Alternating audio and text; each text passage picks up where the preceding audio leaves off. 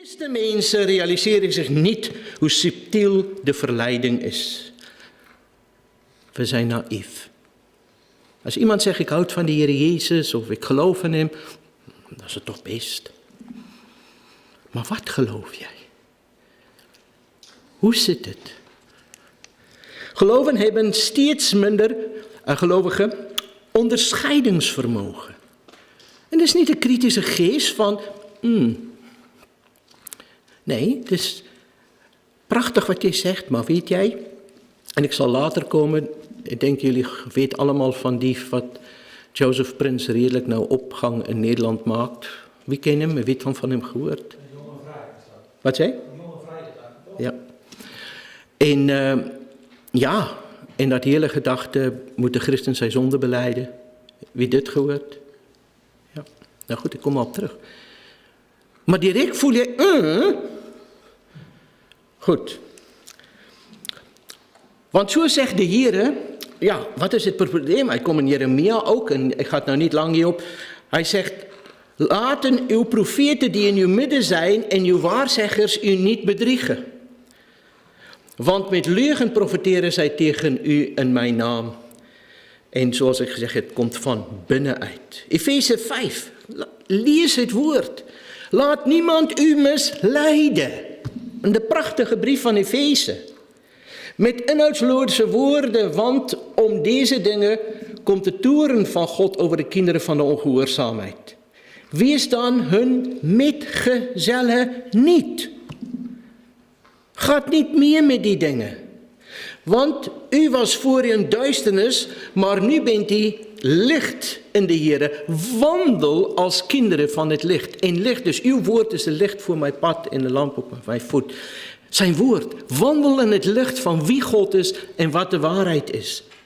Want de vrucht van de geest is interessant. Waar staat de vrucht van de geest wat wij allemaal kennen? In Galaten 5, nee? Maar hier staat het ook. Maar een ander lijstje. 3. Want de vrucht van de geest bestaat in alle goedheid en rechtvaardigheid en... Wisten jullie dat? Waarheid is een vrucht van de geest. Dus iemand kan hoe geestvervuld voordoen en alles in wonderen doet, als hij niet de waarheid voorhoudt, is dit niet de Heilige Geest. Vrucht van de geest is waarheid.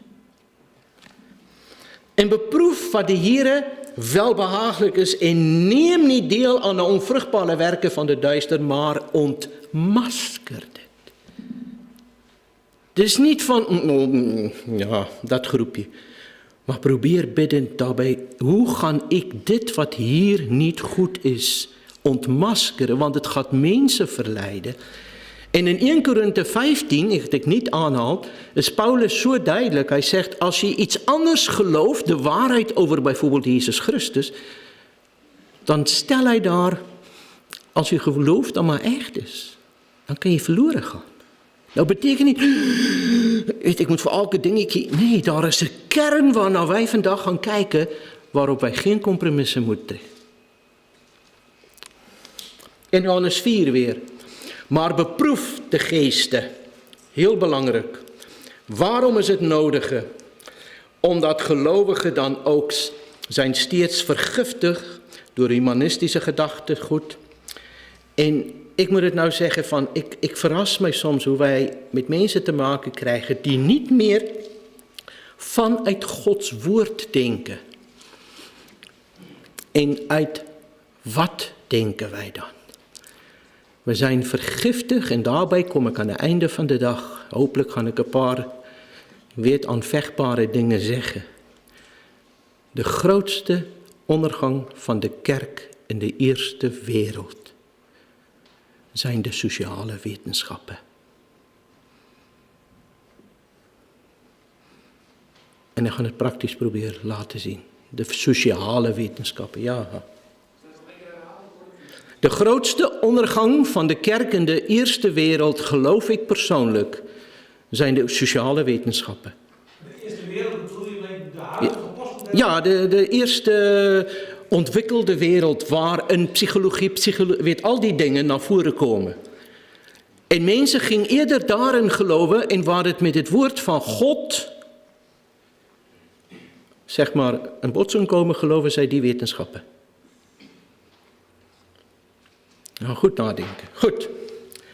Onze godsbeeld en mensbeeld is ook veranderd. Als je kijkt van wie God werkelijk en hoe hij zich in de Bijbel openbaart, is het totaal veranderd. En wordt het beïnvloed door allerlei andere dingen. Behalve van hoe de Heer zichzelf in de Bijbel openbaart. En daarom, hoe dichter je bij de Heer blijft, ga je hem leren kennen. En als iemand je iets anders gaat voorstellen, ik ga het voorstel voor jullie ook heel confronterend laten lezen, waar iemand gesproken heeft over een grote bijeenkomst en gezegd heeft, sorry, dit is niet de Jezus die ik ken. Maar als je niet die Jezus kent, dan denk je, oh. Dit heeft een desastreuze en vernietigende invloed op de gelovigen en dan ook door naar de kerken toe. Waarom is het nodig? Hier is nog een heel belangrijke Bijbelvers. In Thessalonicense, en ik ga vers 9 af beginnen lezen. Het gaat hier over de antichrist. Hem wiens komst overeenkomstig de werking van de Satan is, dus de antichrist, met allerlei kracht, tekenen en wonderen van de leugen en met allerlei misleiding van de ongerechtigheid in hen die verloren gaan. Dus misleiding en mensen die uiteindelijk misleid gaan worden, zijn mensen die verloren gaan.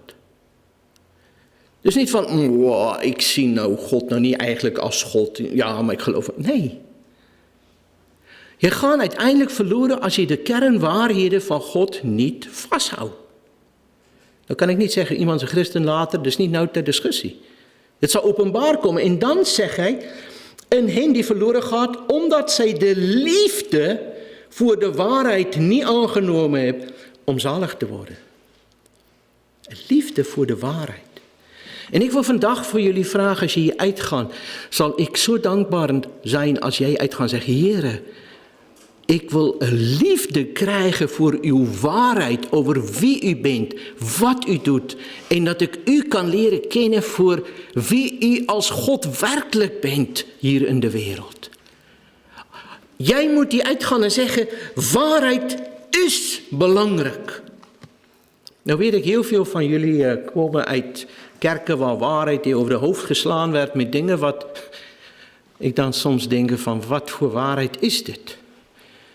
Maar over de dingen waar wij nu gaan praten, moet jij geen millimeter terugstaan.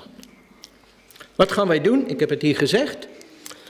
Nou goed, de eerste is, wij gaan kijken naar Paulus heeft de welzijn van de gemeente voor ogen, niet zichzelf. Wat leidt je daarvan af? Wat zal een valse leraar wil? Ja. Het gaat om het heil van de gemeente, niet om mijn bediening.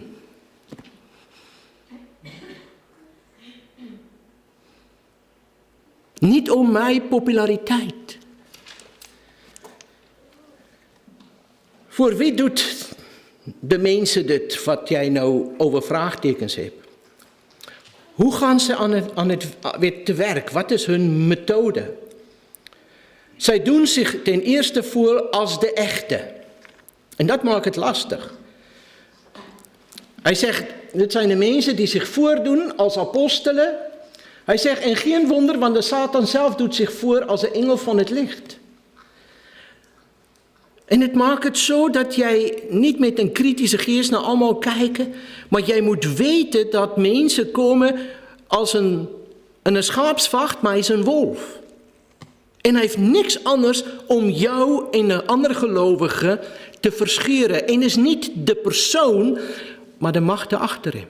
Soms is die persoon, kan ik het zo uitdrukken, eerlijk misleid. En echt overtuigd van wat hij gelooft.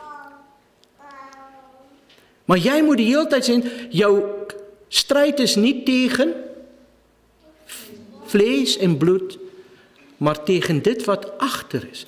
En die mensen zijn misleid. Hopelijk kan de Heer jou gebruiken om hun ogen te openen. Judas 4. Hij zegt, want zekere mensen zijn binnengeslopen. 2 Petrus 3 vers 16. Zij verdraaien het woord. En dan ook nog een Galatië wat hij komt en hij zegt dat, ja, voor hen zijn wij ook geen moment in onderdanigheid opzij gegaan, opdat de waarheid van dit evangelie bij u zou blijven. Dus hij zegt, wij gaan niet terugstaan voor belangrijke waarheden. En jullie weten wat Paulus gezegd heeft in Galaten 1. Als iemand een ander evangelie brengt, laat hem een vervloeking zijn. Waarom? Verkeerde waarheden over wie God is en Jezus Christus en over een totaal aan de Heilige Geest beeld of dingen wat over de Heilige Geest gaan en over het evangelie leidt mensen naar de afgrond. Daarom geen moment, en dit gaat niet om met jullie moet probeer mijn houding te zien van, ik weet alles. Nee, maar dat jij een passie heeft om mensen te zeggen, maar dit klopt toch niet? En dan zijn dingen waar de christenen echt over verschillen. En let wel, christenen. Dan gaan wij niet iemand verketten. Maar er zijn dingen waar wij echt geen millimeter terug moeten staan. Gif hoeft maar in kleine porties in een gezonde maaltijd toegevoegd te worden om desastreuze gevolgen te hebben. Ik hoor het vaak. Ja, ik weet dat is nou niet zo goed, maar ja, weet jij, er zijn zoveel andere mooie dingen wat uit zo'n bediening komt. Als iemand begint af te vallen, af te dwalen van de kernwaarheden, Godsbeeld, Jezus Christus, de sfeer, de geest van wie God is en het evangelie, dan heb je problemen. Als iemand nou zegt, ik ga voor de verdrukking met de opname en de andere zegt, nee, ik denk na de verdrukking en de andere zegt zo en de andere zo, dan is mijn houding altijd, ik denk we gaan allemaal staan en zeggen, oh, was het zo? Dit is niet zo glashelder als wat andere dingen duidelijk in het woord van God naar voren komt. Over de persoon en werk van Jezus Christus. Over misleidingen, geesten en sferen in het evangelie. Samengevat, wat doen die mensen? En dit is belangrijk, dat staan in jullie steensels ook. Ze verbinden. Ze zijn aardige mensen. Ze zijn soms hartelijke mensen. Ze verbindt met jou. Ze zeggen, wauw, dit is een bijzondere persoon. Maar de tweede stap is, ze gaan vermengen de waarheden in de dingen wat vaststaan. Ja, nou, ik heb nou nieuw, en als ik dit hoor, dan begin mijn antennes al te zeggen van, weet jij, de Heer heeft mij laten zien en dus nou een nieuwe waarheid of iets, dan begin ik te zeggen van, voor 2000 jaar heeft de Heer iets verborgen gehouden en hier komt één persoon in aan het einde, zelfs aan het einde, en hij zegt, nou, de Heer heeft mij laten zien en hier is een nieuwe waarheid. Dan denk ik, zelfs de reformatie zijn niet nieuwe waarheden, terug naar het woord en zegt, kijk, wat staat hier? Wij zijn het vergeten. De katholieke kerk is afgedwaald geraakt. Maar al die nieuwe type interpretaties. En dan, uiteindelijk gaan zij dingen vervangen. Veranderen. En dit is hun tactiek. Dit is hoe ze te werk gaan. Volgende ding waar je moet gaan kijken, als je gaat over de persoon is, populariteit. Paulus, ik voel zo goed als ik hem lees. Hij zegt, ik was niet onder jullie met iemand die bijzonder kon preken. Maar in de kracht van God. Mensen kwamen tot geloof. Ik was niet zo. Hij was bij de een gemeente waar hij aankwam, Filippenzen, zei hij, jullie zouden jullie ogen uithalen. Hij kwam daar ziek aan. Hy kon heel waarskynlik 'n oogaandoening. Hy sê, julle waren so vol liefde vir my, julle sou julle eie oë uitrukke en dit vir my gee as julle konde. En toe waren ze nog nie tot geloof gekom. Toe hy tot weet daar by Filippi het evangelie gebracht het. Dus hy kwam binne als, ja, wat moet ek nou met so'n makkertjie hier met al sy siektes en dinge. En het ging niet om Paulus. Het ging om de Here Jesus.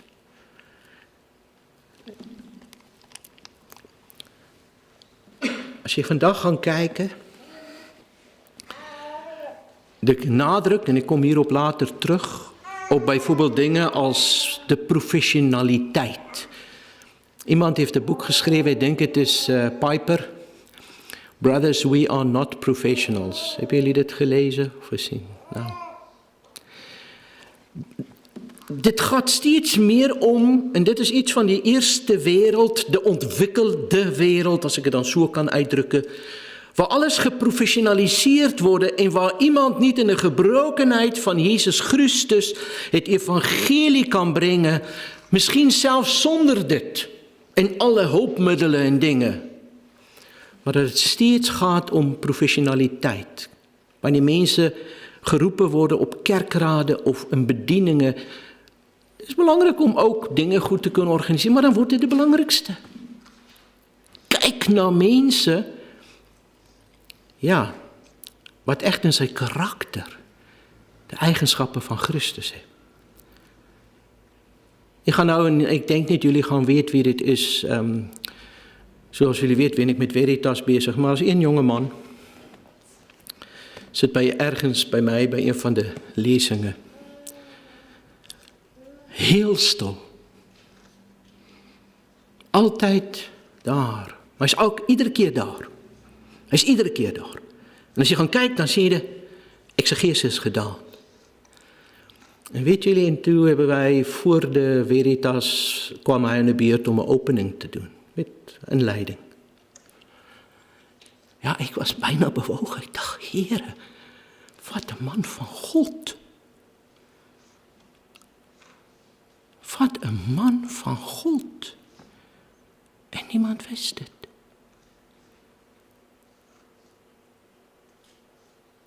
Als mensen naar hem zo kijken, zou ze denken van, ja, niet een goed zelfbeeld, staan altijd achter en dingen. Maar toen hij daar ging staan en het woord ging open, was daar niemand in de groep wat zo'n inleiding kon houden. Dit moeten wij weer zoeken. Dit moeten wij zoeken. En dit moet jouw doel in het leven zijn. Dat de Heere door jou werkt. Dat de karakter van God en discipline en toewijding en dingen zijn vrucht zal dragen. Maar vandaag gaat het op een ander niveau. Helemaal, hoe goed wij kunnen organiseren en hoe en alles. En mensen, we zijn niet professionele.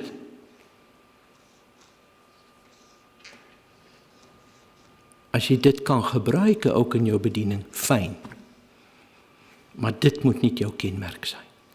En is dit niet waarna wij al hoe meer in kerken kijken? Oh, die man is een bankbestuurder of een bankdirecteur of iets. Hij helpt met de financiën.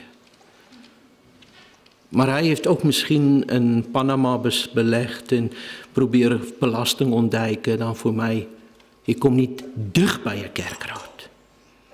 Uit, weg, karakter, Jezus Christus. Ik heb een voorganger gehad in Apeldoorn wat een nieuwe gemeente begon. Ik kan nog herinneren, ik heb gereageerd toen ik het zag langskomen van de evangelische overlegorgaan. En ik zeg, nog één. Wat is nou anders? Want ik weet van een heleboel mooie evangelische gemeentes. Goed, hij is begonnen. Ik hoor 4 jaar later, hij stopt. En dat is zijn reden. Hij is aan een nieuwe uitdaging toe. Waar gaat het in de gemeente om? Jouw uitdaging om iets te bewijzen? Of om het, een gemeente van Jezus Christus op te voeden. En daar te blijven tot hoe lang God jou daar wil hebben om die mensen aan Christus te verbinden. Of gaan het om jouw uitdagingen, mijn zelfverwezenlijking, mijn ideeën? O mensen, daar begint het. We gaan naar het tweede. Hij verbindt men aan Christus, dat is zijn doel. Wie staat centraal in jouw leven?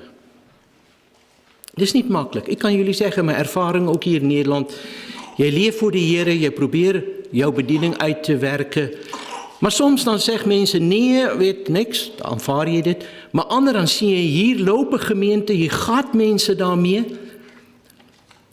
En weet jij, op een gegeven moment, is niet leuk, dan raak jij overbodig.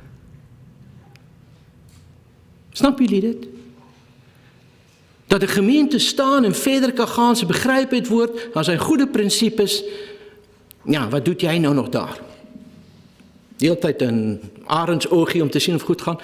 Maar je ziet, het is bevestigd en je moet kan loslaten. Maar dan is het niet jouw bediening, maar Gods bediening.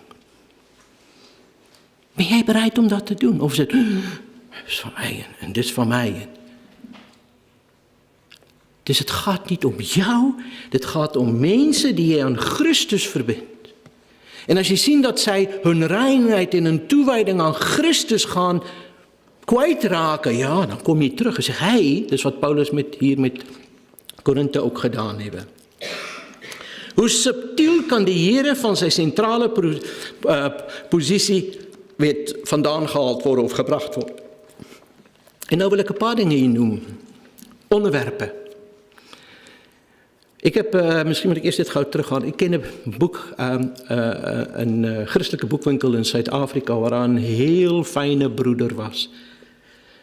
Echt, de Engelsen zullen zeggen een saint, een heilige. Begrijpen jullie? Maar ik bedoel nou niet dat ik een katholieke heilige, maar hij wandelt met de Heer. En hij zegt, Marius, mensen komen tot geloof en dan zeggen, ik wil een nieuw Bijbel. Nou goed, koop ze een nieuw Bijbel, gaat ze weg. En dan komen ze terug. En dan gaat zij zo een hele rite door. Heb jij boeken over de gaves? En dan is het net gaves, en dan gaan ze. Komen ze terug over de duivel. Ik weet alles wat ik van de duivel. En dan hoor je niks meer over gaves, dus nou nee, de duivel. En dan, de doop. Goed, de doop. En zo gaat ze door dingen en op een gegeven moment komen ze terug en zegt, ik wil een nieuw Bijbel. Ik dacht, je hebt je. Ik heb daar dingen geschreven en alles, ik ben het zat. Ik wil gewoon een discipel van de Heer Jezus zijn. En ik wil hem navolgen. En dan zegt hij, welkom, nou ben je op de goede plek. En het is zo. Weet jullie hoe kan gaven, Satan, bedoel ik nou, de doop, Israël, eindtijden, jou zo een beslag nemen dat je uiteindelijk Christus uit het oog verliest. Ik zeg, je mag niet daar iets over weten, maar alles wat je hoort is, en de lijstje kan nog heel veel langer worden, maar dit zijn de actuele dingen vandaag de dag. Over eindtijden hoor je bijvoorbeeld veel over Israël. En dan wil ik soms zeggen, stop. Ik hoor niks over Jezus. Of over gaves. Jij moet nou dit en dit en dit en dit. Zeg, stop. Natuurlijk geeft de Heer gaves. Maar dan begint men op een zijspoor. En het neemt zo lang voor ze weer eigenlijk terugkomen. Het is zo verleidelijk. Die dingen zijn belangrijk om ook te weten. Maar vergaan daar niet in op dat dit, er zijn organisaties en groepen en dingen, dat als je de naam hoort, dan identificeer je ze al met van die lijnen. Jammer. Je moet ze identificeren met Jezus Christus. Ja, dat is ook belangrijk. Begrijp je? Hij verbindt ze aan Christus. En dit is jouw doel ook wanneer jij met mensen omgaat. Het begint soms eindig heel onschuldig en mooi, maar het eindigt soms ook heel ver dat je eigenlijk doorslaat in allerlei dingen, bijvoorbeeld op de gaves. Als jij niet in tongentalen praat, dan ben je geen christen. Daar gaan wij weer. Snap jullie? We komen bij de derde. Satan haal het gezag van het woord van God onderuit. Dit is het fundament. En weet je wat is mij interessant? Wie van jullie hebben al Veritas 1 gedaan? Die zit een groot groep. Mensen komen naar een bijbelschool. Ik weet niet wat altijd de verwachting is van een bijbelschool. Maar als iemand naar een bijbelschool komt, dan verwacht ik...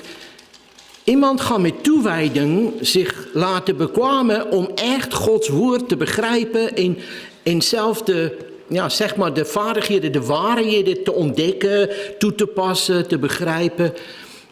En als je dan ziet soms hoe weinig aandacht gegeven wordt aan dat zelfwerk. Ik wil nou vandaag tegen jou zeggen van. Geen geestelijke groei vindt plaats terwijl jij naast de zwembad met de Rikkie frisdrankje zitten in de zon te baden. Ik wil jou vandaag vragen, ben jij bereid om alleen te zijn? Wat bedoel ik daarmee? Mag je vrienden hebben? Nee. Om vroeger op te staan wanneer de rest van het gezin bijvoorbeeld nog aan het slapen is. Om vroeger op te staan en echt de andere gaat iets leuks doen. Te zeggen, nee mensen, ik wil echt studeren. Ik wil Gods woord krijgen. Ik wil mij verdiepen. Dit zeg maar, gezin, kijk een mooie video. Ik ga nou niet iets over zeggen, het mag of niet. Weet jullie, nee. Je moet je ontspanning hebben. Maar ben je bereid om jouw tijden ook zo in te richten, wat je zegt, ik maak een keuze voor God. Want je wil mensen aan Jezus Christus gaan verbinden, maar als je zelf het woord niet kent en weet, wat verkondig jij? Ga je op internet even zoeken van iets voor jouw onderwerpje en een paar dingen bij elkaar flansen? Of ga je zelf, omdat je iets uitgediept hebt, zeggen, wauw. Gewoon de stappen van Veritas. Kijk wat het andere gezegd wordt. Yes. Dan is dit iets in jouw hart en je kan het doorgeven. Het woord van God is en blijft de belangrijkste in jouw leven en jouw gehoorzaamheid daaraan, want anders bedroef je de Heilige Geest. En dan onttrek hij, als het ware. Hij raakt bedroefd, hij raakt stil in jouw leven en door jouw leven. Korinthe zegt hij zegt, jullie verdrag, wees wel alles. Weet, die spreekt hier over dit en dit klopt niet. En die daarover, dit klopt er wel. En dit. Nee mensen, als je in je gemeente bezig bent, kijk heel goed wie jij naar gaat luisteren. Het woord van God, zo bekend die, heeft gezag in jouw leven. Geloof je dit?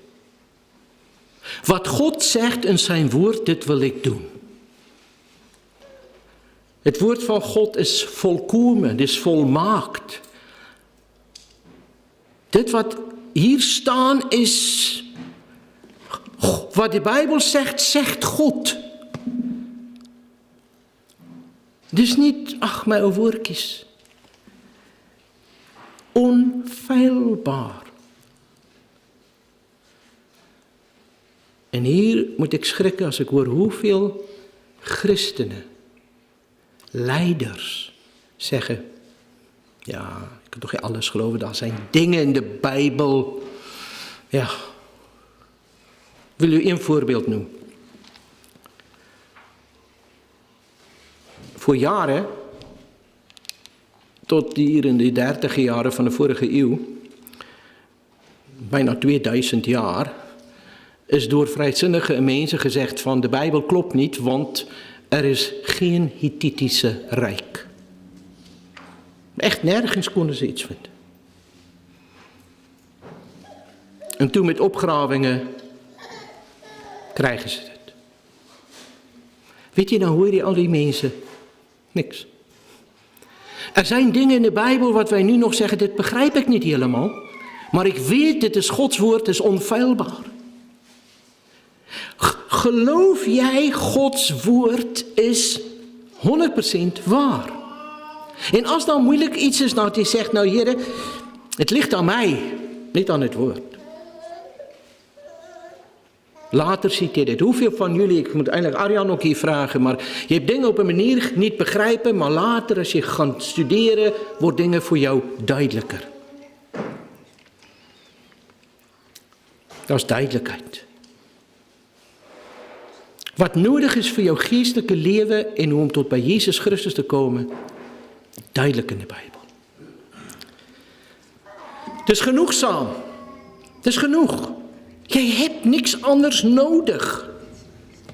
De Bijbel heeft niet de krukken van de sociale wetenschappen nodig om staande en overeind te kunnen blijven.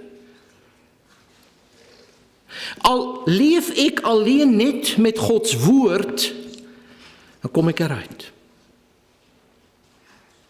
Geloof je dit?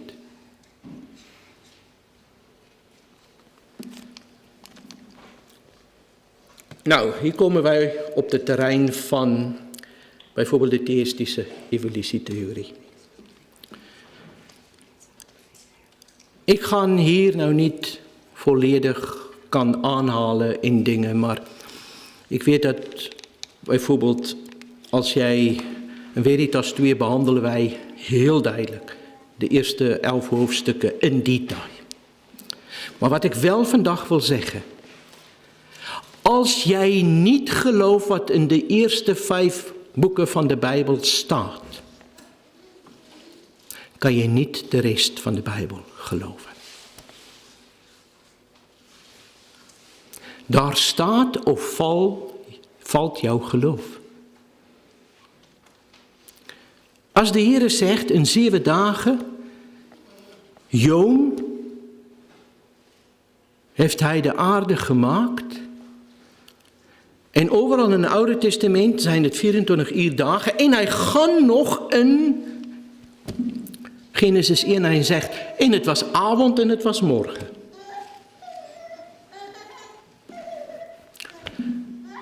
Ja, dan wordt het nogal lastig. Ja, maar bij al die wetenschappen, dan heb ik de houding van. Ik weet ook, daar zijn een heleboel wetenschappelijkers wat het weerleggen. Gods woord is onfeilbaar. Misschien over de volgende 200 jaar geloven wij nog die dwaling en dan komt daar toch weer bewijzen uit zoals met de Hittieten. Het is toch mogelijk. Dit gaat om, geloof jij Gods woord?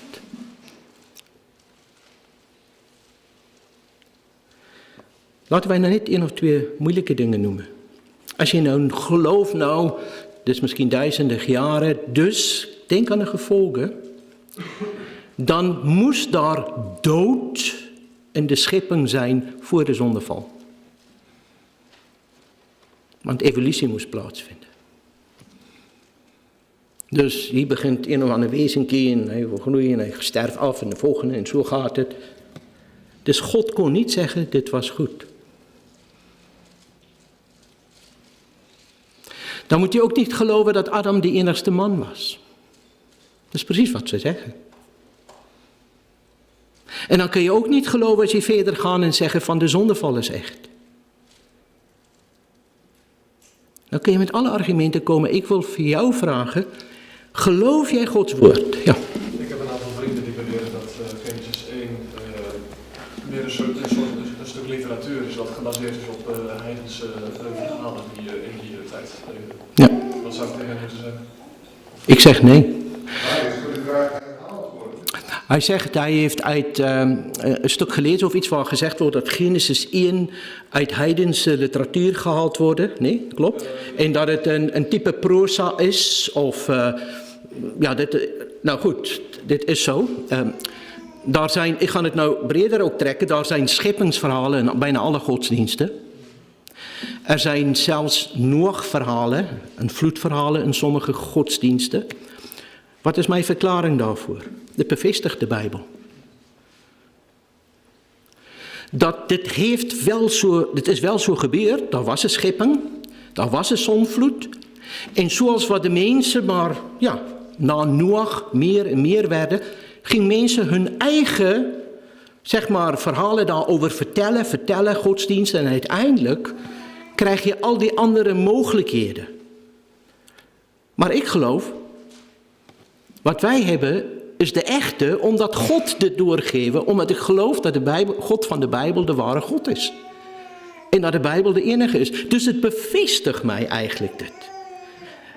Goed, sommige mensen zeggen dat het meer poëzie is de eerste, dus je kan het niet letterlijk nemen. Nee, het is niet poëzie, dus proza. Maar als je gaat kijken dat andere gedeeltes in de Bijbel dit bevestigt.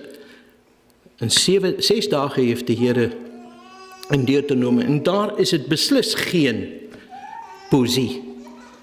Dus jij moet ook gaan zien wat zegt de rest van de Bijbel daarover. Dus als jij die kant op gaat, gaat je problemen krijgen. Een goede vraag. Goed. Wat zei je? Ik dacht, is het niet tot 11:00?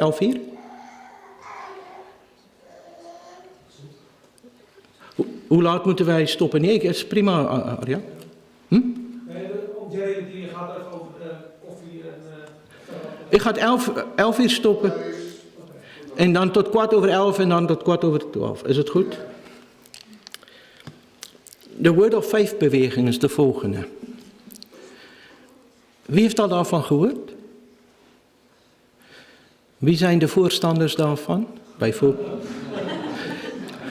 Oké, wie zijn de propageerders daarvan in de bredere wereld? Joyce Meyer. Ga maar een christelijke boekwinkel in en dan gaan kijken hoeveel van die type boeken krijg je daar, ja? Schuller, ja? Ja, Hour of Power, dat zijn allemaal in dit. Nou, wat zij doen is, zij gebruiken Gods woord. Maar zij zien dat Gods woord in de Bijbel heeft 2 woorden. Een logos, in het, zeg maar in het Nieuwe Testament, en rema. Als je een beetje weet, in de vroegere tijd was daar ook rema-kerken. Kenneth Hagin en die mannen. Nou, wat zeggen ze? De logoswoord is dit. Dus dood is de letter, niks. Maar de rema-woord is eigenlijk dat geestelijke woord die jij uitspreekt. En je kan dingen in, zeg maar, in bestaan inspreken. Dus je moet niet iets negatiefs zeggen. Ik heb al iemand gehad dat ik iets negatiefs ooit gezegd heb. Jongen, als ik dit woord word ik daar gewoon misselijk van. Oh, niet zeggen, want dit wat je zegt gebeurt. Ik dacht, wat ze gedoe is dit? Aan de andere kant zullen die mensen bijvoorbeeld een portemonnee spreken en zeggen, ik spreek jou aan, word vol geld. Mensen, je lacht daarom. Maar heel subtiel komt dit in. En ze gaan uit van een hele gedachtegoed dat jij eigenlijk God wordt. Gebruik de Bijbel. Heet die? Ik heb een boek gelezen van de Prins Zegen of Vloek. En daar stond ook als je bijvoorbeeld hoofdpijn hebt, die zegt hij, dat vervelende hoofd, dan zegt hij ook, dan kun je daardoor weer hoofdpijn krijgen. Zeg maar ik denk dat hier ook mee te maken heeft, dat wordt oké. Ja, dit is een hele voorspoed, zeg maar, gedachtegoed. Alles wat negatief is, kan niet van de Heer zijn. En jij moet gezond, rijk in alles worden. Want zoals wat Joel Osteen dit gezegd heeft, your best life is now. Nou, ik wil zeggen, dit is het interessantste boek wat jezelf ontbloot. Als dit jouw beste leven nu is, dan ga je niet naar de hemel. Snappen jullie? Als dit ons beste leven is, dan is er geen verwachting naar een beter leven. Dus dan moet je naar de hel gaan. Dus jouw beste leven is niet hier. En dat hangt alles samen met die Word of Faith movement. Als dit mooie dingen in jullie steensels gaan, kijk daarna. Maar ga een keer bij de christelijke boekwinkel hier. En je zal zien, ik weet in Zuid-Afrika ben ik nu toen ik daar vorig jaar was. 90% van alle boeken zou ik niemand aanbevelen in de christelijke boekwinkel. Alles uitgangspunten hiervan. Dus het is dwalingen waarmee jullie te maken gaan krijgen. En onderscheidingsvermogen is zo belangrijk. Ja. Ik heb er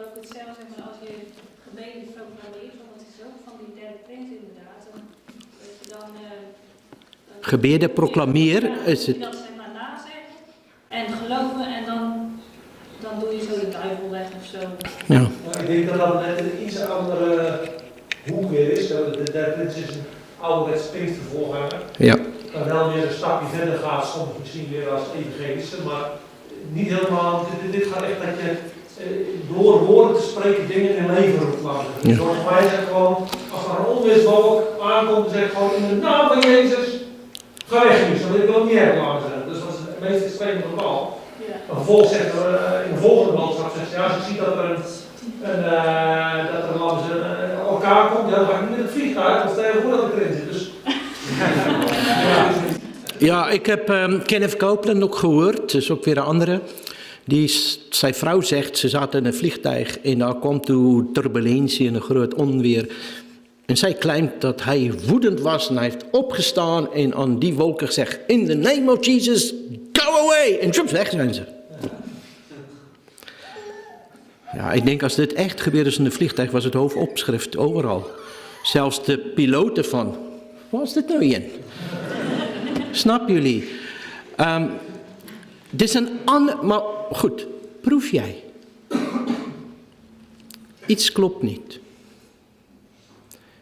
Iets is niet juist. Natuurlijk mag je op je knieën gaan. En ik wil nou terugkomen bij Derek Prins. Ik was in zijn kerk in Amerika. Jullie weten dat ik was vroeger in een... En ik heb daar bezoek ook gebracht. Ja, hij is Pinkster. Ik weet niet hoe hij nu is. Ik heb contact niet met hem. Maar wat wel voor mij belangrijk is dat jij moet uitkijken dat je gebeden niet het type mantra worden. Herhaling, herhaling en herhaling. Natuurlijk kan je op je knieën gaan. En je kan bidden en zeggen, Heere, hier is iets. Wilt u dit veranderen? Ik kijk naar zelfs David in de psalmen. Heere, vernietig dit. Jij kan op je knieën gaan en je kan gaan bidden. Heere, bekeer ISIS of vernietig ze. Ik denk dat is een christelijke gebed. Want ze gaan andere mensen afslachten en dat je zoiets mag bidden. Het is interessant hoe wij in de kerken om de wraakpsalmen heen manoeuvreren. Maar als je de context gaat kijken, dan zie je dat is legitiem. Niet, Heere, ik ga wraak nemen, maar neem u wraak. Zelfs in Openbaringen roepen allemaal die voor Christus gemarteld is en zeggen, Heere, hoe lang ga je nog wachten voordat u ons bloed wraken? Is gebed, alsjeblieft, Heere, kom nou. Maar kijk uit voor dat type mantra. Je gaat lezen in de steensels, daar wordt voorbeelden genoemd. Ik denk hij snijdt ook die dingen aan. Hij noemt nou niet Derek Prins, maar kijk, daar zijn mensen wat erg dwaal, maar daar zijn gevaartekenen bij soms. Kijk uit, ik kan nou niet specifiek zien op welke terrein jij dit specifiek praktisch bedoelt. Vrijzinnigheid en de Emerging Church, de laatste voor ik ga pauzeren, André. Vrijzinnigheid in de Emerging Church. De Emerging Church zegt heel duidelijk dat ik kan van niks zeker weten. Waarheid is niet zeker en dit is niet zeker. Maar nou wil ik afsluiten om voor jullie een beetje een spiegel voor te houden hoe jij ook maar neigt naar de Emerging Church. In de Emerging Church zal bijvoorbeeld komen, als jij nou staat, hier staat iemand en hij zegt, weet jullie, dit is het evangelie. Dan zit je, hij is best wel zeker daarvan. Kan je zo zeker zijn? Heb je het ook? Maar de Emerging zegt, niks is zeker. En het moment als je komt en zegt, maar hier staat Gods woord is zeker. En het is interessant dat de ware gelovigen over de wereld zal komen en zeggen, ja, dat klopt. Je voelt je gesteund, maar de Emerging Church wil alles vaag houden. En als je overkomt en je zegt, dit is wat het zegt, dan word je soms liefdeloos, arrogant. Al die dingen wordt je toegesnauwd. Nee, mensen. Over wie Jezus is, over wie de Heilige Geest is, over wat het evangelie is en wie God is, duidelijk. Ja, wij gaan verschillen over dat andere lijstje. Koffietijd.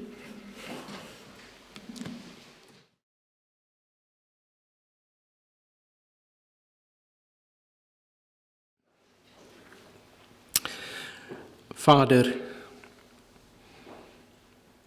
wij hebben uw verlichtende werk nodig wat u door de Heilige Geest geeft.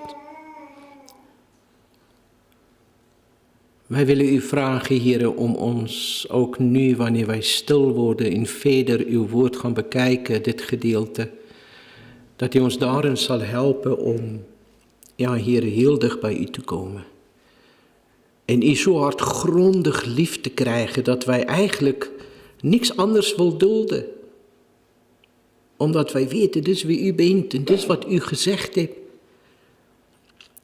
En geef ons onderscheidingsvermogen. Wilt u hier aanwezig zijn door uw Heilige Geest en wil u ons helpen om ook verder deze moeilijke materie ook in de juiste gezindheid verder te behandelen. Help ons om ook alert te blijven.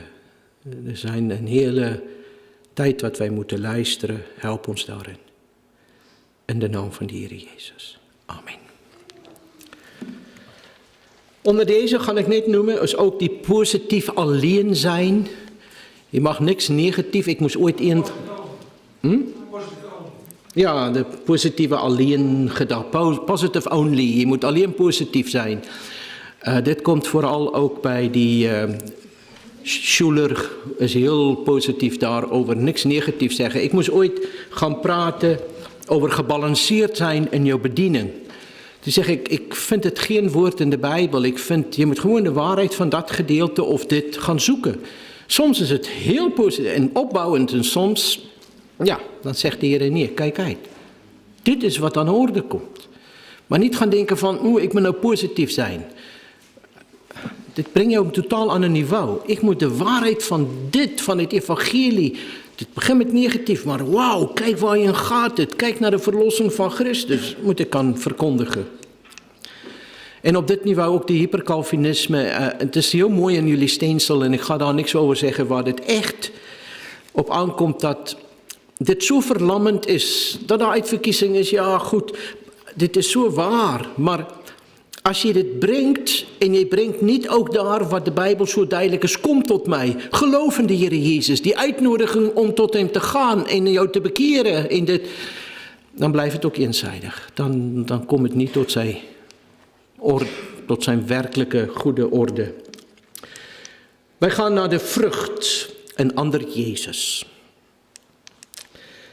Hier zien wij weer een presentatie van Christus die niet klopt met de Bijbelse openbaring. Weet jullie, ik kan het alleen zo voorstellen. Ik ken mijn vrouw. En zeg maar Arjan Baan, staan op, sorry Arjan, ik bedoel niks tegen jou. En ik zeg, en hij moet nou iets zeggen, hij moet Amanda voorstellen. En ik zit daar en denk ik, ja Arjan, lief en aardig, maar je kent Amanda niet. Snappen jullie iets daarvan?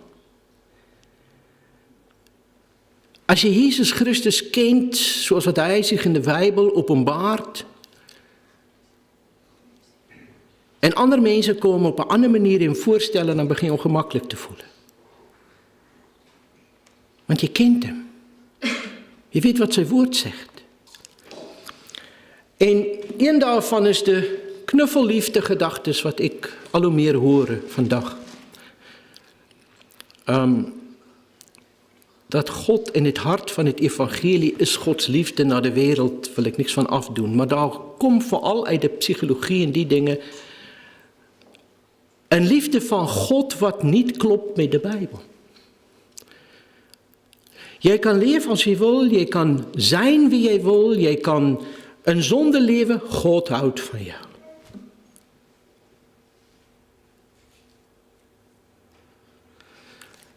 Johannes 3 vers 16 zegt, want zo lief heeft God de wereld gehad, en dus de bewoonde wereld, in zijn geheel, dat hij zijn enige geboren zoon gezonden heeft.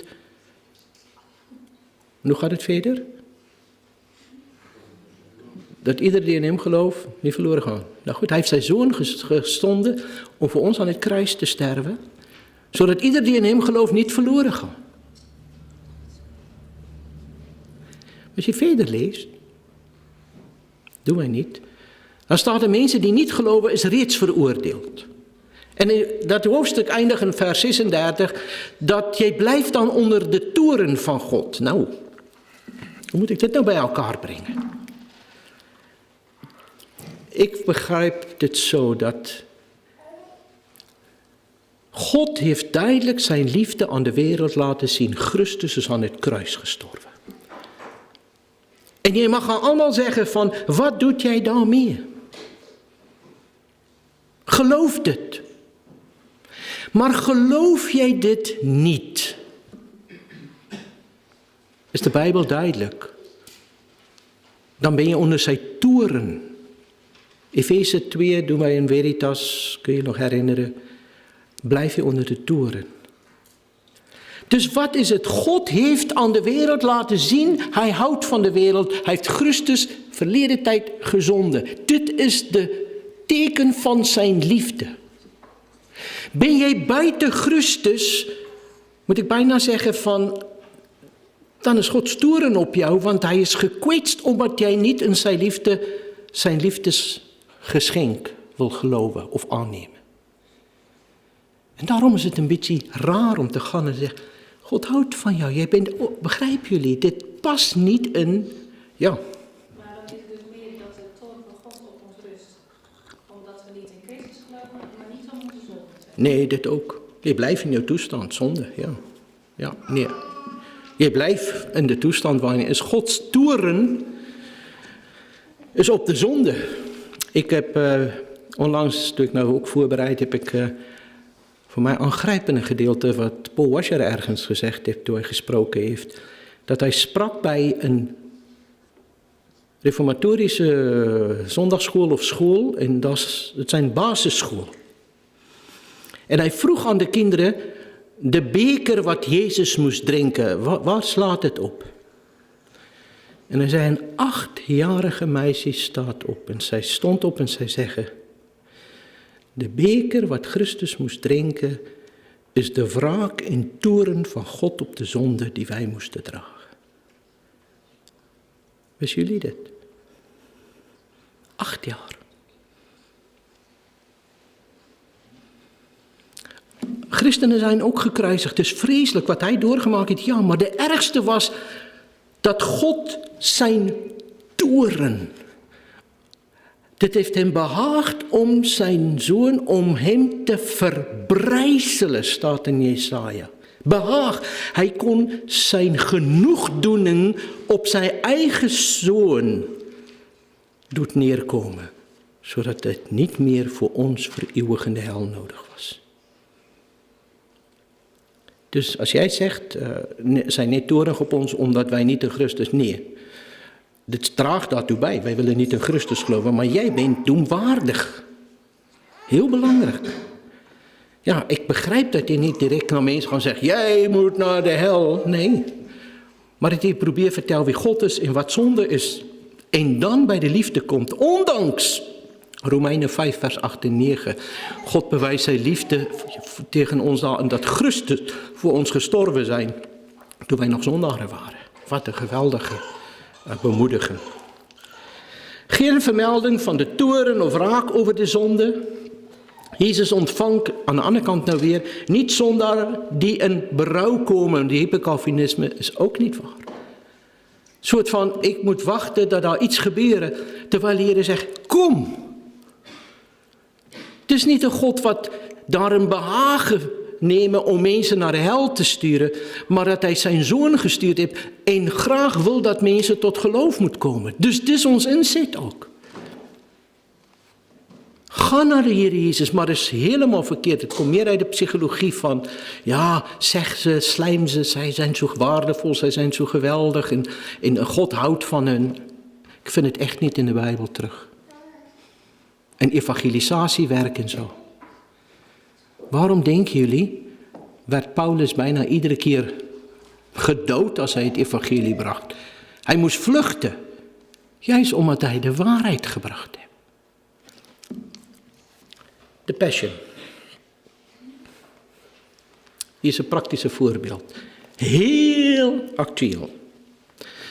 Ik ga nou niet in of uit daarover veel zeggen, maar ik wil jullie een stukje laten lezen, die ik op mijn Facebook ook gedeeld heb van Kees van Beek. Wie heeft dit gelezen? Ik vond het bijzonder. En ik wil hier 3 alinea's laten lezen. En dan hoef ik niks verder te zeggen. Ik vond het zo bijzonder hoe hij daarover schreef. Er was veel menselijks herkenbaar in dit drama dat hij diep kon raken. Dit kon je echt diep raken. Moederliefde, kameraadschap, geluk, teleurstelling, angst, in de steek gelaten worden, eenzaamheid, politieke willekeur, omkoperij, onrust, inspiratie, samenhorigheid, verraad, verlatenheid, lijden, onrecht en de dood. Wie maakt dat niet op een of andere manier mee in zijn of haar leven? In relaties met familie, gezin, partner, vrienden, vriendinnen of op het werk.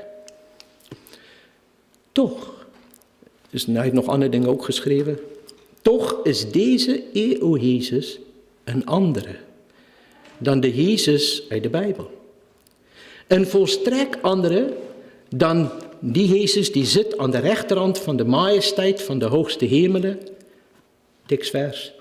Deze Jezus heeft het niet gehad over de geestelijke doden, dat geestelijke doden zijn stem zullen horen en die zij gehoord hebben eeuwig leven zullen en niet in de verdoemenis komen.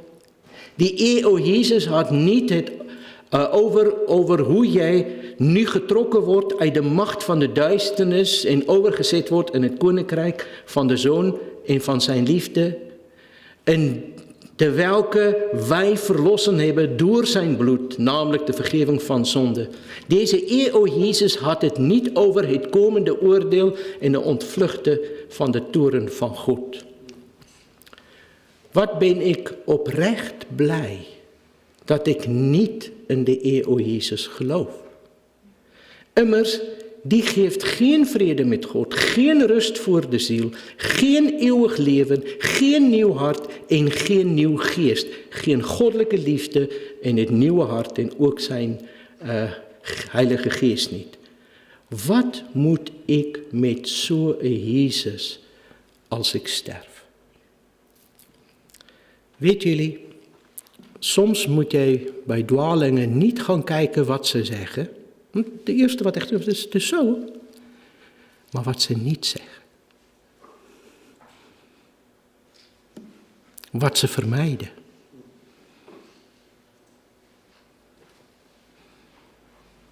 En daar komt het vaak op aan. Dus waar, al die drama en dingen wat je daar gezien hebt, ik nog een hele vraag, hoe moet je dit zo als een drama presenteren, maar later daar. En jij beoordeelt niet de mensen, ze hebben oprechte bedoelingen.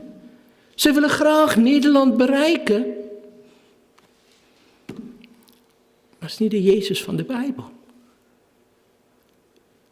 En dan nog de vraag als mensen die hij moet voorstellen geen gelovigen zijn. Kan ik jou vragen, Wilfred, kom vertel mij nou hier iets. Ik ga jou een tekstje geven met hart en ziel of Jingo, de god van de Hindoeïsme. Ja, ik zie jouw gezicht van help.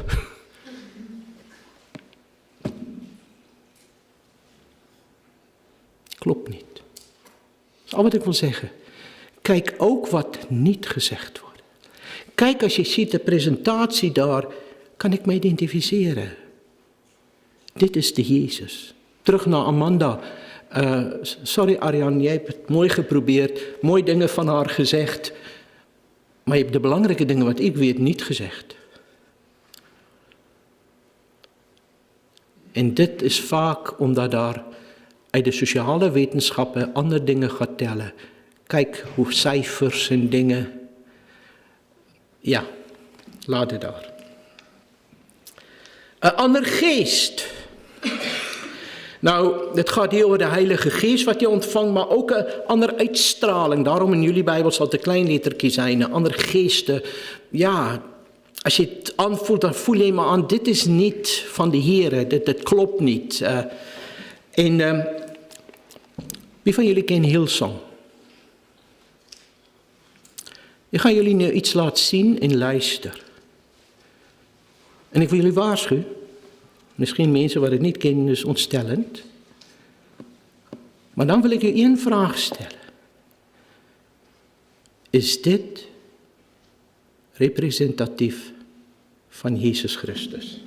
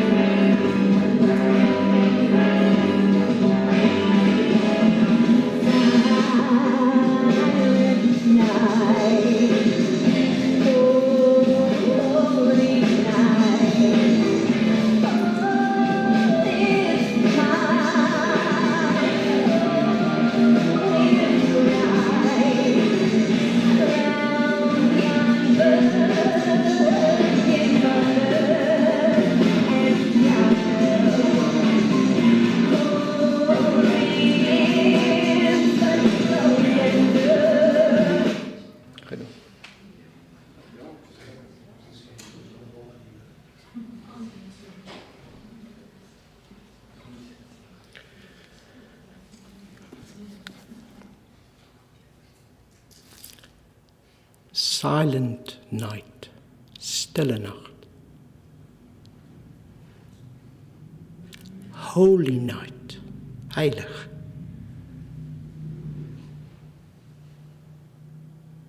Ik kan met vrijmoedigheid zeggen, ze snappen niet beide van die woorden. In een sfeer van een cabaret. Met schamel beklede vrouwen. Snap jullie?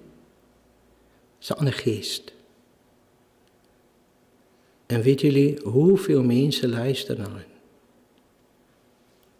Dan kun je zeggen, ja, dat is die een, want zij hebben het zoveel kritiek van de wereld gehad.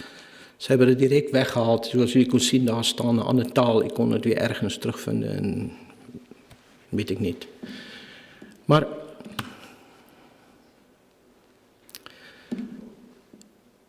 nou kun je zeggen, dat is één lied. Oké. Maar dan maak ik en dan vraag ik mij af. Als jij Jezus Christus en zijn geboorte zo kan presenteren, hoe ga jij hem echt kan presenteren voor wie hij is? Jij begrijpt niet wie hij is.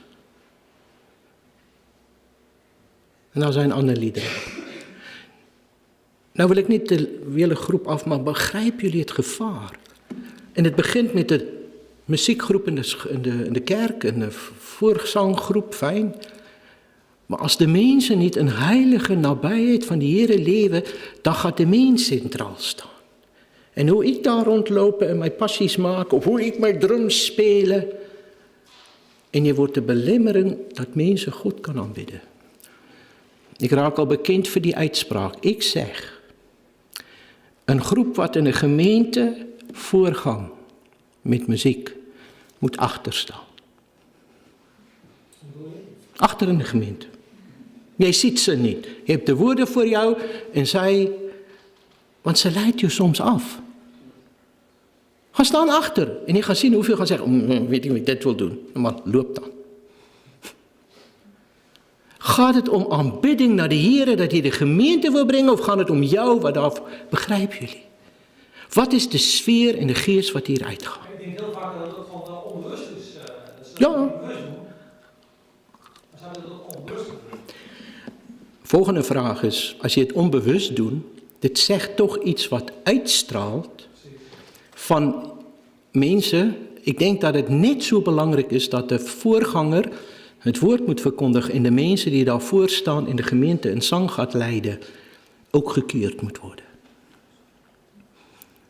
Wat is hun geest? Het is niet iemand die zien, daar komt nou weer, hij kan zo goed piano spelen. Nou één, Zijn wij hier om de God van muziek te aanbidden of de God van de Bijbel? Al komt daar een paar scheve noten en een beetje vals, maar is met oprechtheid en een aanbidding. Dan zeg ik kies de tweede. We are not professionals. Goed. Dan kunnen wij nog gaan stilstaan met de hele charismatische beweging. En ik wil hier duidelijk zeggen niet. De charismatische beweging is een groep wat wel de Here kennen. En nou praat ik niet van de extreem charismatie, want charisma betekent wat de gaves legt de nadruk. Maar je kan behoorlijk in de problemen komen. En ik wil jullie verwijzen naar wat in jullie steensel staan. Kijk uit. Want daar komen allerlei andere dingen die belangrijker worden dan de Heer Jezus. En ja, ik ga niks verder.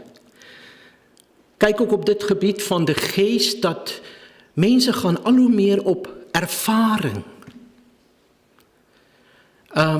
Wat voor mij goed voelt en wat ik beleeft, dat is waar.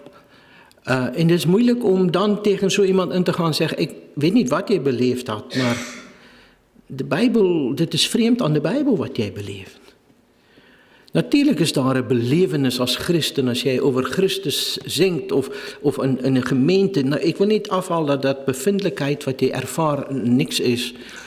Maar er zijn in die groepen dat zij van één ervaring naar de volgende wil gaan. Je zal ook zien dat soms bij de bijeenkomsten, wij gaan niet liederen zingen om mensen weer rustig gefocust op God te krijgen, maar zo eigenlijk een beetje op te zwepen tot op een niveau, zodat het woord, jij met ze ervaringen kunnen geven. En het is weer een andere sfeer. Nee, je wil liederen, waarheid zingen, waar de mensen laat focussen op wie God is. Gebed is zang, zang is gebed. En soms is zang ook onderling vermanend, bemoedigend. Dingen wat wij elkaar kunnen, maar verder is zang meestal ook dat je met God spreekt. Let net op, kijk uit, dat daar niet andere dingen gaat spelen in die ding. Nou, wij komen bij een ander evangelie. Hier kan ik heel lang bij blijven. Interessante. Wie van jullie kent Joseph Prince? Weet van hem? Ik wil je het zo stelling maken, als je niet van hem weet, zijn theologie ligt behoorlijk al in Nederland. Want hij spreekt iedere ochtend, hoor ik op tv. Door de week is daar een groep wat hem echt propageert. Hij heeft gezegd, the Holy Spirit never convicts you of your sins. Heilige Geest overtuigt je nooit van zonde. I challenge you to find a scripture in the Bible that tells you that the Holy Spirit has come to convict you of your sins. You won't find it. Nou, niet zo gauw een lijn doortrekken. Hij zegt, hij daagt jou uit, kom in de Bijbel waar het staat dat de Heilige Geest jou van zonde overtuigt. Nou heeft iemand hierbij gedaan, nou probeer Johannes 16 vers 7 en 8. Hij is gekomen om de wereld van hun zonde te overtuigen. Maar, het is niet wat Joseph Prince zegt. Wie weet wat zegt hij? Niet alleen hier op grond van dit, maar wat is zijn theologie eigenlijk?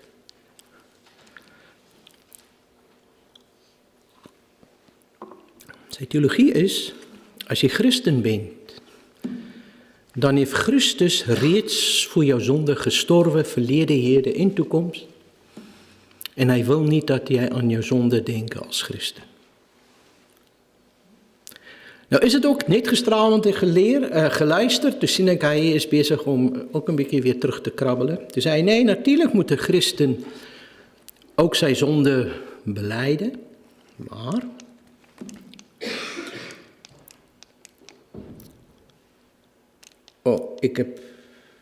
hier zijn jullie niet gauw. Ja. Zonder vergeving van Joseph Prince. Hij zegt, onder het oude verbond heb jij zonde beleden om vergeving te krijgen en dit gaat iedere keer Ze moest maar weer een schaapje brengen en dit. Onder het nieuwe verbond belijd jij niet zonde en zegt vergewe mij, maar dat jij zegt, jij beleidt eigenlijk en zegt, ik ga naar de Heere, Heere, ik dank u, maar ik belijd mijn zonde is vergeven, zijn vergeven. Dus je gaat niet naar jouw hemelse Vader en je zegt, Heere, ik heb nou iets verkeerd gedaan, wilt u mij vergeven? Je gaat zeggen, Heere, ik dank u niet, Christus is gestorven, mijn zonde is vergeven. Zien jullie de nuance? En om dit te doen, iemand heeft mij dit opgestuurd ergens. De conclusie moet dan ook zijn dat in het betoog, dus nou al in Nederland, van de apostel geen enkel oproep voorkomt voor de gelovigen om telkens onze zonde aan God te belijden. Integendeel, zoals God steeds ziet op Christus in zijn werk en zo gemeenschap met ons heeft, zo ook wij. Wij kijken steeds op Christus in zijn werk en spreken niet meer over onze zonde uit het verleden of vandaag. Nee, wij hebben er zelfs geen herinnering aan.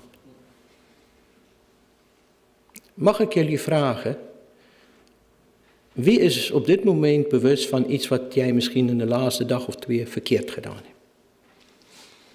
Hoe voelt je daarover? Ja, niet goed, nee. Ja, ik ook hoor. Maar als je dit consequent doorneemt, dan zeg je, jij gaat niet naar God en zegt, Heere, het spijt mij, ik was boos op Arjan of ik was boos op, begrijp je? En je gaat het goed maken. Hij zegt hier, je brengt niet zijn herinnering. Het is vergeven, het is voorbij, het is reeds gedaan. Nee. En daarom wil ik hierop teruggaan, want klopt het, wat is de waarheid? Dit klopt, onder het oude verbond belijden wij onze zonde, vergeving en dat is een voortdurende ding geweest. Maar onder het nieuw verbond belijd jij je zonde omdat jij vergeven bent, dat klopt. Jij beleidt het, ik ben gerechtvaardigd, Heere, het is niet van, oh ik moet nou weer, zeg maar, kind van God worden en mijn zonde belijden. Ik ben vergeven, ik ben kind van God, maar ik belijd mijn zonde om de relatie met God goed te houden. En 1 Johannes, want die bedroeft de Heilige Geest en zei, niemand wil praten over 1 Johannes 1 vers 9, is belijd jouw zonde, weet als wij ons zonde belijden, hij is getrouw en rechtvaardig om ons zonde te vergeven en ons te reinigen. Zij hebben hele exegese en ik daag de Veritas mensen uit om weer te gaan kijken naar dat gedeelte. Dat het niet voor die mensen is, niet voor gelovigen, dit is zijn voor de gnostici en de christen beleidt het niet. Je moet altijd op een andere manier weer het gaat verklaren. Maar voor mij de beste is, wat heeft de Heer Jezus ons geleerd? Onze Vader, moet hij dan een christen zijn? Kan een niet-christen bidden onze Vader? Nee. En wat komt hij aan toe? Vergeef ons onze schulden. Dit zijn jouw verkeerde zondes, zoals wat wij ook onze zonden. Dus hij leert het, ja. Wij zijn in een bijbelstudiegroepje en er is één mevrouw die heeft ook zulke gedachten. En ik dacht dat ze heel erg autistisch was of zo. En zij wou ook dat gebed niet bidden, zeg maar. Want ze zei, ja, onze schulden zijn, daar moeten we niet meer over praten. Ja. Maar misschien is zij ook wel heel... Dit is zo. Ik ga nou net kortelijks voor jullie zeggen, ik was in Zuid-Afrika ongeveer 4 jaar geleden. In de hele klasses van gemeentes die mij ondersteunden en uitgezonden heb ik met de broeders gesproken over wat wij doen. En ik heb nogal gezegd hoe de Heer met hartkraaiszegen mensen komen tot bekering in dat geheiligde leven. En ik heb alles gedeeld. En toen een van de gemeentes wat mij, voor mij en Amanda de meeste ondersteunde, staat de man op en hij zegt, weet je Marius, wat jij hier gedeeld heeft, roept bij mij de grootste weerstand op. Ik verafschuw het. Hier is een boek, ga lees dit. Wie was dit? Joseph Prince. Joseph Prince. Ik wil bij hem stilstaan om aan jullie te zeggen, jij gaat hiermee te maken krijgen. Het is niet een alverzoening. Maar het is iets, ik zie dit in ons land, je komt bij mensen, ze raken niet meer gevoelig voor zonde. Jij komt in die kerken, hier is het voetbal, daar is het rugby. Dat erediensten verschoven gaat worden, want de mensen komen bij elkaar voor de dienst of na de dienst en ze kijken op de grote scherm in de kerk naar rugby.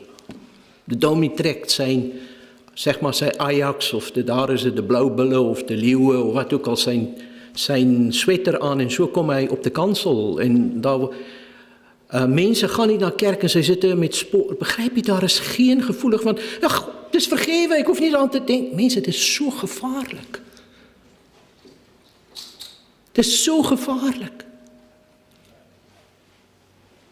En de misleidingen worden steeds feller en feller en feller, maar niet zo duidelijk. Daar zeg jij.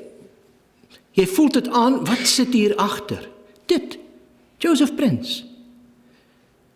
En als je komt dat christenen ook hun zonde moet belijden. Oh, ik heb geen zonde, want het is vergeven. Wauw. Als je dit doet, goed, moet je gaan zeggen dat christenen niet meer zondigt. En dat hoor je ook, hier in Nederland, bekende sprekers. Wij hebben fouten. Hier is een niet-gelovige en hij vertelt de leugen, dus zonde. Hier komt een christen en hij vertelt de leugen, dat is een foutje. Wat voor belachelijkheid is dit? Jij moet of zonde gaan redefiniëren, of je moet Gods heiligheid redefiniëren, of anders gaat zeggen. Maar gelukkig, ons zonden zijn vergeven in Christus, maar ik kom naar God en ik zeg, Heer, ik heb weer een leugen verteld. Wilt u mij vergeven? Om de relatie goed te houden. Dus de gerechtvaardiging is daar, maar om de relatie met God en een goede relatie te blijven handhaven en om jou bewust te houden van zonde, ja, beleid je dit. En dan weet je ook, wat geweldig. Hij reinigt jou, hij vergeeft jou, klaar, geweldig, is weer goed. Ja. Dat is een beetje, nou, ik zou zeggen, in de islam is het ook zo dat moslims geloven dat profeten geen zonde kunnen doen. De islam zegt ook voor allemaal wat niet kan horen, dat zegt ook dat je geen zonde kan doen, de profeten, ja. Nog iets? Nee. Ik wil net dat ze bijblijven. Ik wil net dat allemaal het kan horen. Dus in de islam, de profeten weten ook niet van zonde. En verder. De profeten in islam die kunnen volgens moslims geen zonde doen, maar alleen fouten maken. Dus dat is exact hetzelfde. Ja, ik weet van een persoon die naast iemand in een vliegtuig zat, wat een moslim was. En hij begon met hem over zijn geloof praten en hij sprak over zonde. En de man zegt, heb ik niet. Hij zegt, heb je nog nooit iets... Nee. Overspel? Nee, zo ging hij door. En hij zei tegen hem, jongen, jij bent zeker trots op. Hij zei, ja. Hij zegt, daar is je eerste. Vond ik schitterend. Dus, ja, maar het is interessant, nee. Ik heb het niet zo ingezien. Jij hebt mij nou een beetje weer lichtje gegeven. Ja, dit is inderdaad bij de moslims en hier komt het terug. En de misleiding wordt in de laatste dagen meer. En ik wil niet dat jullie hier uitgaan en zeggen, Heer, ik ben bang. Nee, Heer, ik wil uw woord leren kennen. Ik wil dicht bij u leven, zodat ik niet misleid word. Dat is al wat ik jullie eigenlijk hiermee wil uitsturen. En ik kom aan het einde met een paar tips hoe jij moet gaan kijken. Dan moet men de heiligheid van God in zonde opnieuw gaan definiëren. Het gaat om verschil tussen rechtvaardig verklaring en heiligmaking. Dat weten jullie al, is al hier behandeld, is op Waardkraai behandeld, overal, maar goed. Maar de grootste gevaar, en ik maar zien hoe de tijd loopt, in de trend van vandaag, wat ik vind nog fundamenteel liggen aan waarom dit zo wordt, is hoe de sola scriptura, de schrift alleen, onderuit gehaald wordt. Is het een gevaar? Hoe kan het gedaan worden? Door de sociale wetenschappen. Mensen, let op. het lijstje weer. Kom, wij gaan kijken. Mensen zijn bijvoorbeeld in de bestuurswetenschappen. Management. Alles moet geregeld worden. Imago, resultaten, groei, getallen. Lees jij daar iets terug van in de Bijbel? Of wordt daar genoemd, verslag gegeven, dus wat gebeurd is. Maar nergens van, wat ik kan zien, van strategieën. De Heer Jezus zond zijn discipelen uit en zei, dit werkt niet mensen, kom terug, wij gaan en dit, dan gaan we het zo doen en dit gaan meer resultaten hebben. Ik vind het een vreemde manier van denken. En als ik in de Bijbel lees, soms, dan lijkt het mij de minderheid is waar de waarheid is. Wij zijn behept geraakt dat wij als gelovigen denken dat de Heer aan het einde gaat zeggen, goed zo, getrouwe en succesvolle dienstknecht. Daar staat goed zo, getrouwe dienstknecht. Gehoorzaam, getrouw Gods wil doen en dit wat God doet, goed gaat organiseren, prima.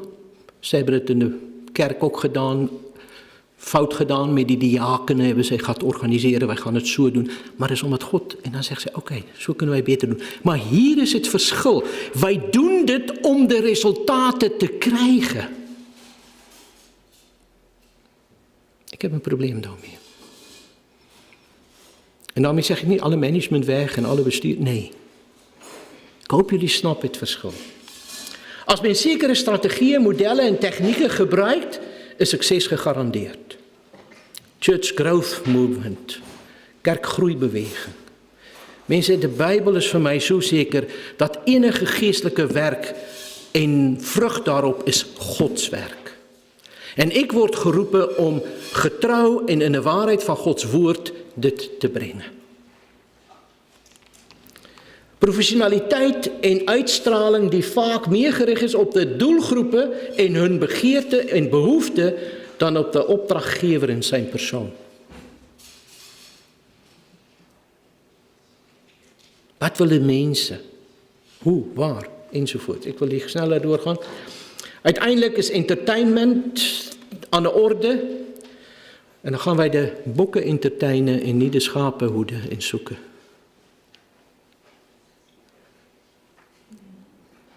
Want wij gebruiken technieken.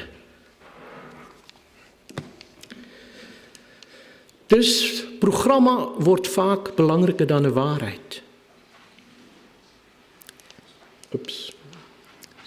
Getallen zijn de belangrijkste. Karakter en uitstraling van het werk raken bijbelvreemd en werelds. Ik hoor van mensen wat in kerkraden waren en zeggen van dat daar niet een bijbelse sfeer is. Wij bidden en wij willen God zijn. Dit wordt niet gemanaged en dit en daar en dingen. Hoe kan de Heer zo'n gemeente zegenen? Even een kort gebedje. Zo'n kort gebed even. Oké, nou gaan wij organiseren.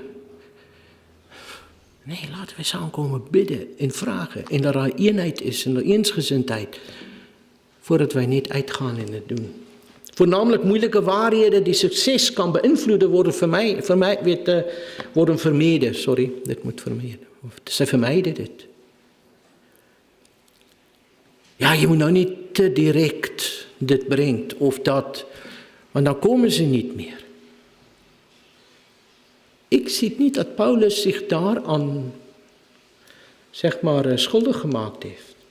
Kom, wij gaan kijken. De heilige karakter en levenswandel van de werker worden steeds meer naar de marge geduwd. Hij heeft die kwaliteit, hij kan dit goed. Maar misschien is het de pijn ook bij hem thuis.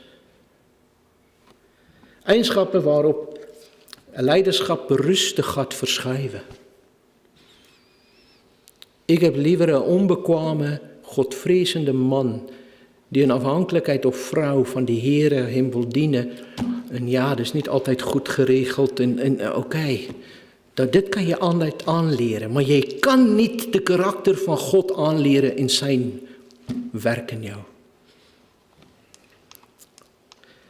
Wat zegt Gods woord? Handelingen 2 vers 47 is net, en de Heere heeft dagelijks mensen toegevoegd. Mattheüs 16 vers 18 en verder, want vlees en bloed hebben u dat niet geopenbaard, Vader die in de hemel is. En ik zal mijn gemeente bouwen. Dit zegt de Heer Jezus.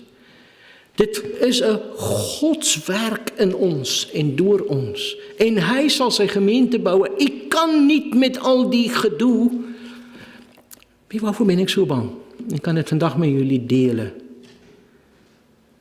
Dat ik voor de Heer kom. En jullie weten, ik werk bij IKEG en bij Veritas. En dat de Heer mij zegt, Marius, alles gaat een vuur op. Want het was van jou.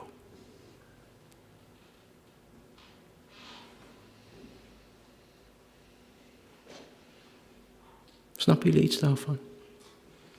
Je kan een geweldige werk op poten zetten. Maar het gaat verbranden tot as. Het moet van de Heere komen. De sociologie. Ik ga niet naar de definities kijken, nee, daar iets. Trends, gewoonte, gedrag en aanvaardbare normen uit de samenleving die haak staan op het woord van God, worden als wetenschappelijk en meer gezagvol gezien. Nou, mensen, jullie weten wat al de discussies vandaag zijn waarmee wij lopen. De behoeften in de samenleving worden als de sleutel gezien om de samenleving te bereiken. En ik wil nou heel praktisch uitleggen. Hier is, stel je voor, iets wat ik niet wil dat men moet doen, maar gaan het nou een beetje proberen visualiseren. Hier is de Heer Jezus met zijn 70 discipelen.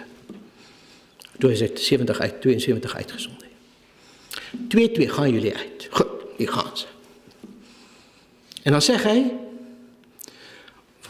waar jullie ontvangen worden eigenlijk, kom erop neer, blijf, verkondig en denk, maar niet ga je naar de volgende huis. Ik lees niet van, oké, nu ga jij. En luister, als ze het niet accepteren, dan komen jullie terug. Dan gaan wij weer plannen, kijken wat zijn de behoeftes, hoe gaan we ze bereiken. Mensen, de realiteit is dus wanneer je het evangelie brengt en iemand is nog niet open. Je bidt voor hem, je verkondigt nog aan hem wat het evangelie is. Maar hij is niet gereed. En wat jij ook al gaat doen om hem te bereiken, moet God doen. Dan ga je naar de volgende. Hij is nu nog niet gereed. Misschien morgen, overmorgen, een weekje, een jaar later. Ik weet het niet. Wij zijn zo verdorven geraakt door alles dit. Wij willen eigenlijk niet onsuccesvol zijn. Dus wij gaan linksom of rechtsom die mensen krijgen. En dan moeten wij maar leuke dingen gaan verzinnen dat het leuk zijn om daar te komen. Jij gaat daarvan kapot. Want die gaan op de wereldse manier proberen om ze vast te houden. Trek ze met het woord, houd het interessant, maar dit moet niet jouw drijfveer zijn, ja? Maar Paulus die probeert toch ook aan te sluiten bij de mensen op de Areopagus, zeg maar. Ja. Dus zeker. Aanknopingspunt, prima. Ja, precies. Hij zegt een onbekende God. Maar kijk dit nou daar. Het is maar zo'n mooi voorbeeld. Ik weet dat het wordt vaak genoemd. Paulus zag in de samenleving. Ze hebben hier een onbekende God, maar alle andere goden. Dus hij pakt dit als een aanknopingspunt. De vrouw, Samaritaanse vrouw, ook water. Aanknopingspunt. En dan gaat hij duidelijk door. Hij sprak over de oordeel. Ik wil jullie over hij heeft jou geschapen, oordeel. En hij begon over Christus en de opstanding, te begon ze hem uit te lachen. Juist vandaag zullen zij zeggen, Paulus, jouw dommie. Jij hebt alle uitgelezen, hooggeplaastes van de wereld, de topfilosofen, en dan breng je het evangelie nu. Bouw een relatie. Win ze eerst over. En weet jij, daar zit waarheid in. Maar dan komen ze nooit om het evangelie te brengen. Gewoon een liefde, eerlijk vraag, Here, hoe kan ik aan die persoon het evangelie brengen? Dan zit hij niet van, jij gaat bekeren. Nee, je hebt een relatie en je probeert het over te brengen, je vraagt voor openingen. Maar moet niet denken dat jij met al die technieken zo iemand dichter bij de Here brengt. Liefde, het evangelie brengen, is de mooiste en de eerlijkste manier. Wij hebben een club gehad, een serie, een eenmalige les, de circus. Het ging in de club over een jongen die tot geloof gekomen is, die bij een circus gewerkt heeft. En na de club, toen kwam een jongetje en hij zegt, jullie zijn niet eerlijk. Waarom? Jullie zeggen circus, maar het ging eigenlijk over Jezus. Hij heeft gelijk. Wij hebben hem misleid.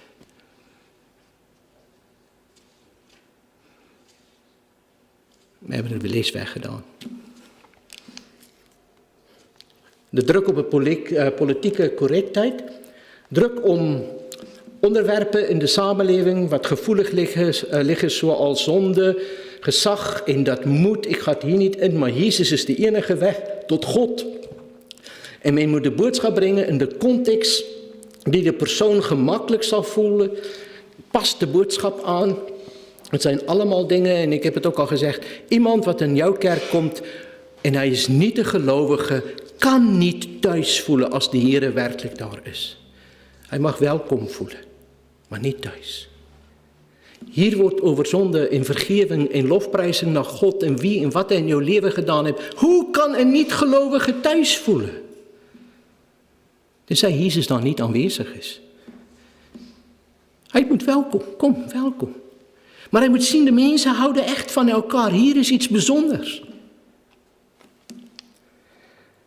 Ik ga het sneller, want ik wil afsluiten. Nog 10 minuutjes. Belangrijke opmerking. Onderzoek. Is het om het evangelie dan aan te passen, zodat mensen het zouden accepteren? Is dit waarom het gaat?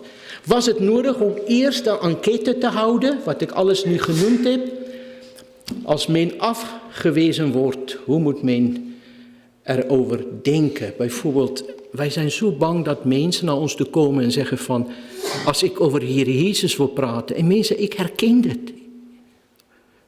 Dat je bang bent. Dit is een andere discussie. Want de mensen gaan jou afwijzen. Hier zitten mensen wat al zeker vreselijke afwijzingen gehad hebben. Omdat jij iets probeert voor de Heer te doen. Maar dit zegt niet dat jij niet het goed doet. Het zegt de mensen wil het evangelie niet horen. En het zegt verder, kan je gaan denken van, heb ik het duidelijk, heb ik het in liefde gedaan, dit is goed. Maar de mensen zitten niet te wachten op het evangelie, tenzij God hun harten voorbereid heeft. De zaaier.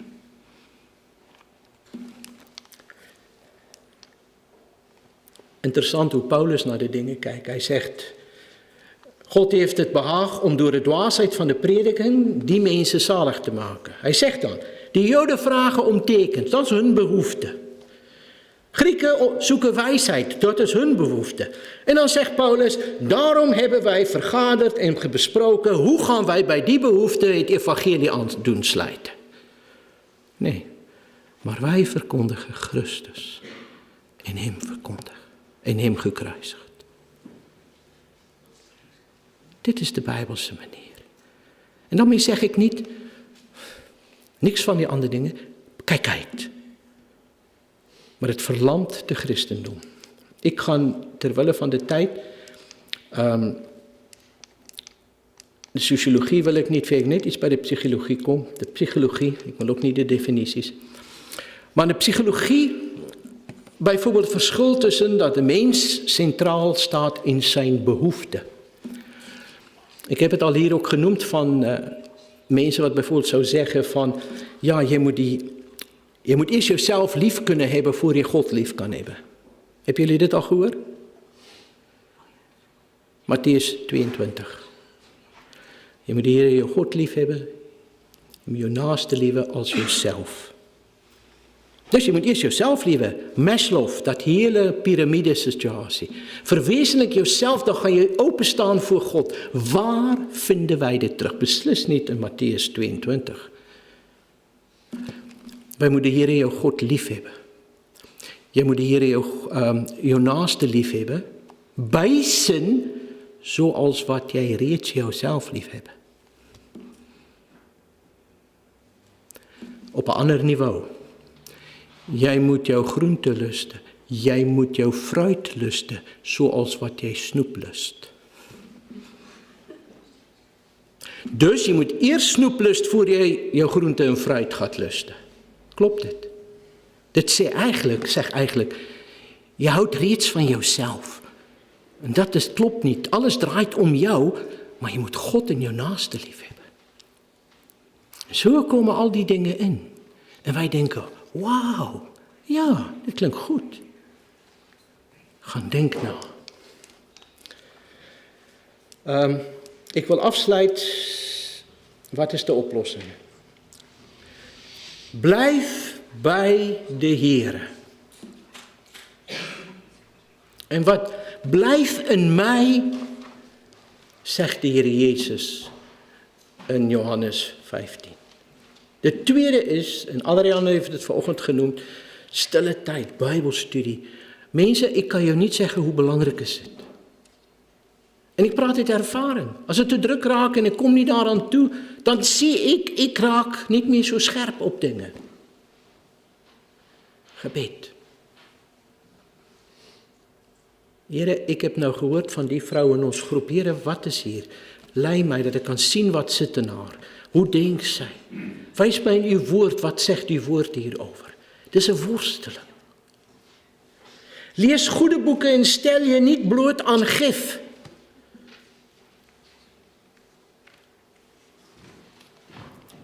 Wees voorzichtig om vooral op internet te gaan net snuffelen en af te plukken en dingen als je niet weet wie of wat hier iets zegt. Als je redelijk onderscheidingsvermogen hebt, kan je gaan en dan kan je gaan zoeken en zeggen, ja.